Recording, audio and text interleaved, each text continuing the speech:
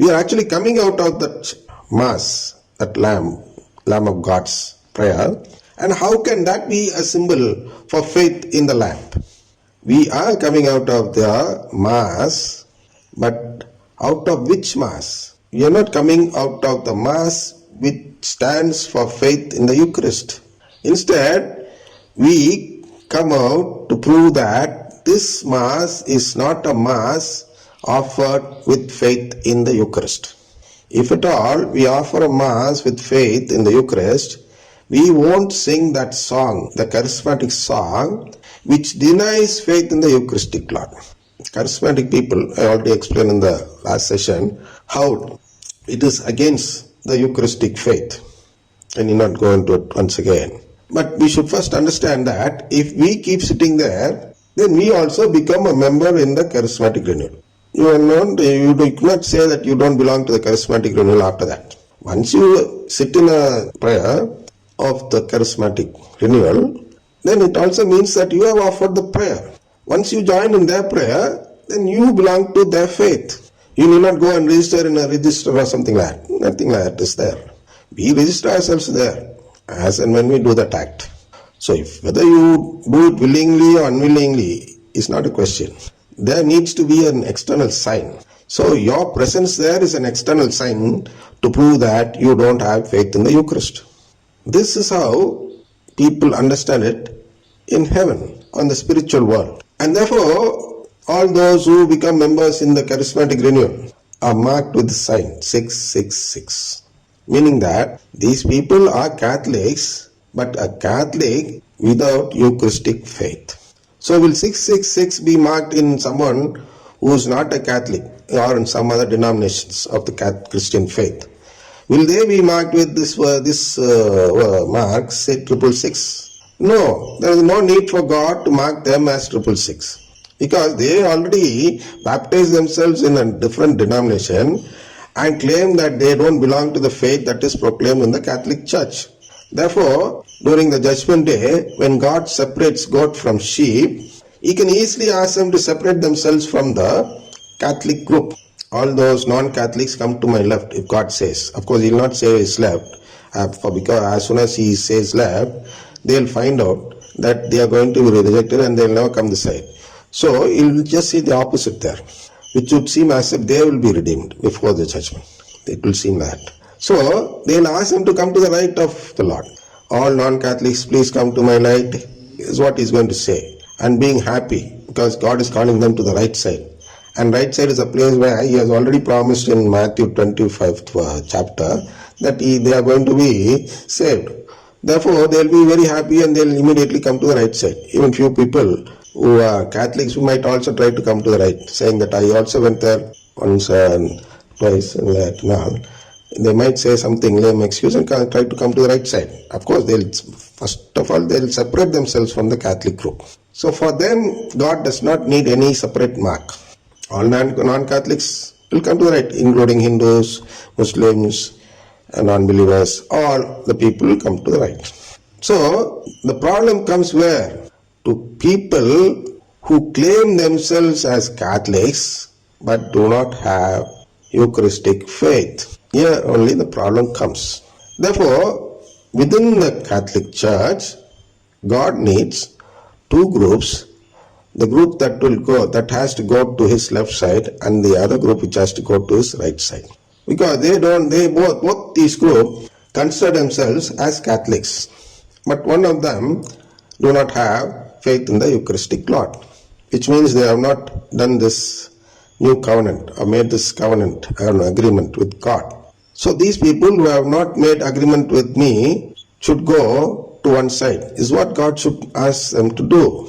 But who will accept that they have not made any agreement with God? They have been going to the Mass daily. They have been reciting the Rosary daily. So will they agree that they are someone who has not made any agreement with God? Never will they accept. So He needs another name for them. For that only, He has started this charismatic renewal. So what will He say? Say, all those who have joined the charismatic renewal, or all those who have sang the charismatic song, lift your hands. If He says, all of them will lift.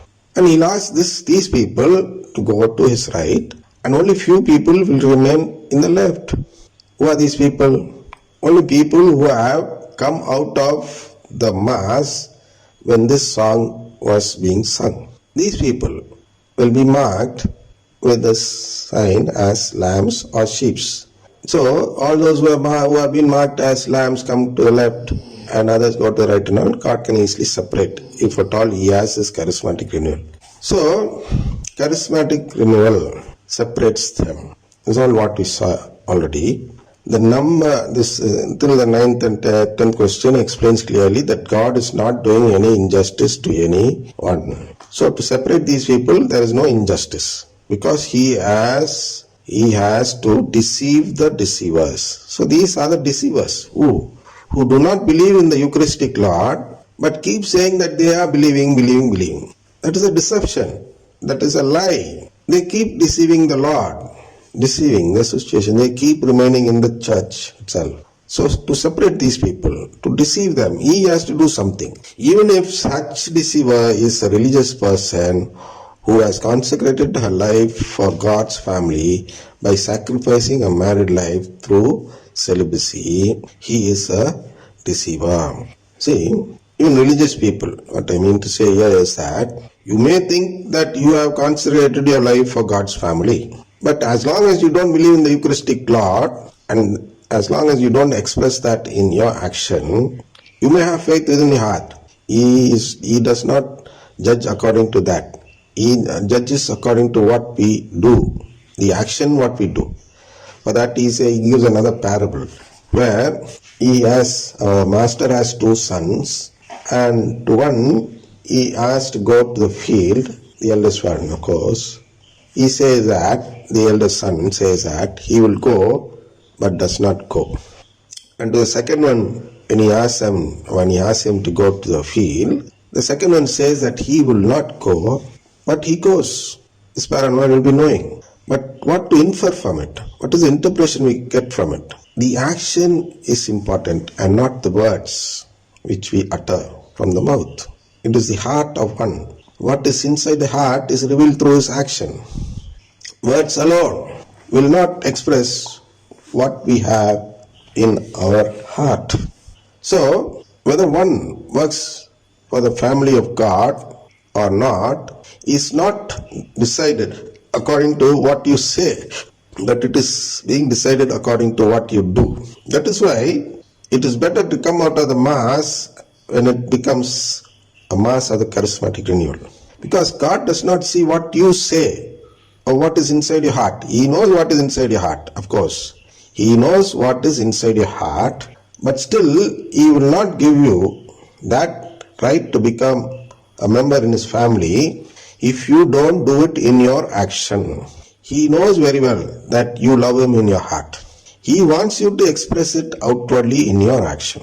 So, all religious people who remain calm during that song are people who are deceiving the Lord. Understand that? Deceiving the Eucharist. Decency overrules faith in the Eucharist. The weight which you give to decency is more than the weight which you give to faith in the Eucharist. That is why, if you read CCC and all, even in the first commandment which God gives, He says that you should love God with all your strength. That is the strength. There is a tug-of-war between decency and faith.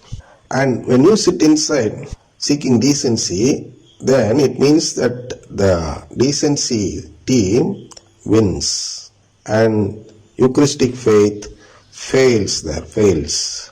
So if you have strength towards Eucharistic faith, you should be able to cobble your strength to such an extent that you just walk out, not minding the disciplinary action which your superior might take afterwards. But on the spot, we have to prove our might that we love God more than the decency of this world. After that, whether your superior kicks you out or whether he keeps you inside,